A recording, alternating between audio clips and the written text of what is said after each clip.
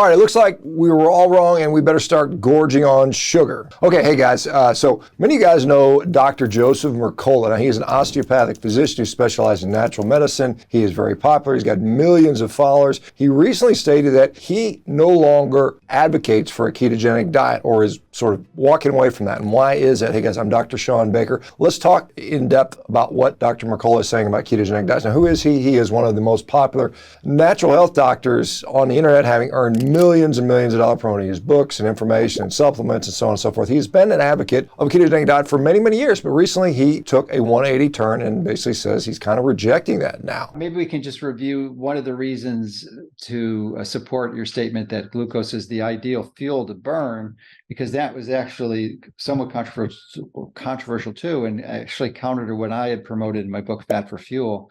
And I was confused because it's seen metabolically that fat would generate less free radical species in the electron transport chain as opposed to sugar. The problem is that, and this is an additional support for the safety of sugar and glucose, pure glucose. I mean, if you didn't have glucose, you would be dead. It is one of the primary fuels of your body. Your brain requires it. I don't care how much you keto. Yes, it can use ketones and it can use lactate as substitute fuels, but you still need glucose. So if your glucose levels are really low because you're on a low carb diet, your body is going to make glucose.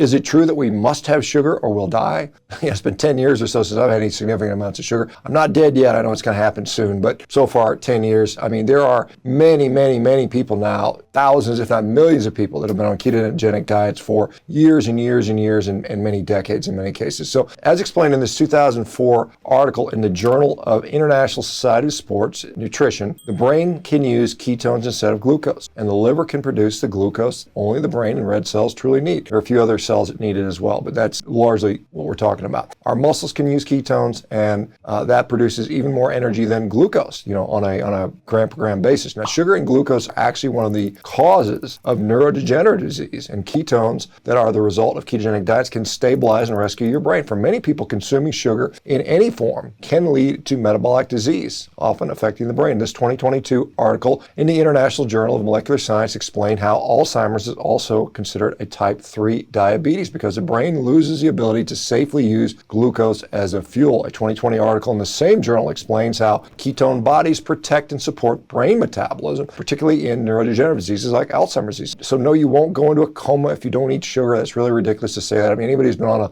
low carb or a ketogenic diet or carnivore diet for any long length of time knows that's ridiculous. Now, Dr. Mercola also claims that a ketogenic diet will drive up your stress hormone cortisol. And it's that stimulus to make glucose that is really part of the problem, because one of the ways your body does is it secretes cortisol.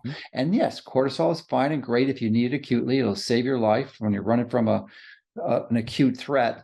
But if it's elevated chronically, it's going to radically decrease your health, because that's chronic inflammation, which is not good. It's totally different than acute inflammation. Does a low-carb ketogenic diet drive up cortisol levels? Well, while cortisol, a stress hormone, does cause the liver to release glucose, it's not what happens typically during a ketogenic diet. Now, in a 2021 article in the Journal of Clinical Medicine looked exactly at this issue. They measured cortisol secretion in obese people on a very low-carb ketogenic diet. They found that both cortisol and a galvanic response on the skin to look at stress were both decreased on a ketogenic diet. In their conclusion, very low carb ketogenic diets has an important role in reducing stress and regulating salivary cortisol levels. Now, Amber O'Hearn, who is another friend of mine who has been looking at this stuff, and I consider her in quite high regard, has explained that low carb, high fat diets show that any connection to cortisol elevation is not particularly harmful. She shows that any mild elevation of cortisol that could happen has actually been shown to be beneficial, particularly in longevity research. Now, she also shows that the levels of glucose reduction, which would otherwise drive up cortisol production, we have this counter-regulatory system, is usually not reached on a ketogenic diet. And usually we have things like glucagon and some of these other hormones that counter that insulin decrease to regulate blood glucose, whereas cortisol only comes in extreme cases of stress or extremely low blood glucose, which is typically not seen on ketogenic diets. And so the research shows that dietary restriction, which causes ketosis, generally reduces systemic inflammation, protects against cancer. More support for this idea comes from a 2018 study in Cell Metabolism, which demonstrated that a ketogenic diet extends longevity and health span in animals. So what do we learn? I think that Dr. Mercola may possibly be wrong here, or probably is wrong here, that eating a bunch of sugary foods is something we desire to do. This kind of, a lot of people hopping on these trends, hopping on the latest trend. This is this Ray Peat so-called trend where he's advocating for lots of consumption of things like, sugary Cokes and refined sugar and things like that. And it's supposed to be fine for us. And when clearly there's a pretty large body of evidence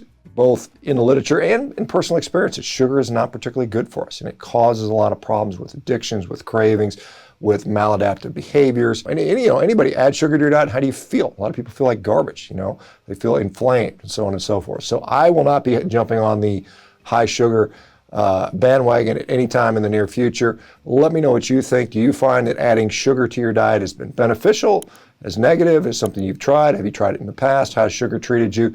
What are your thoughts? All right, guys, we'll talk to you soon.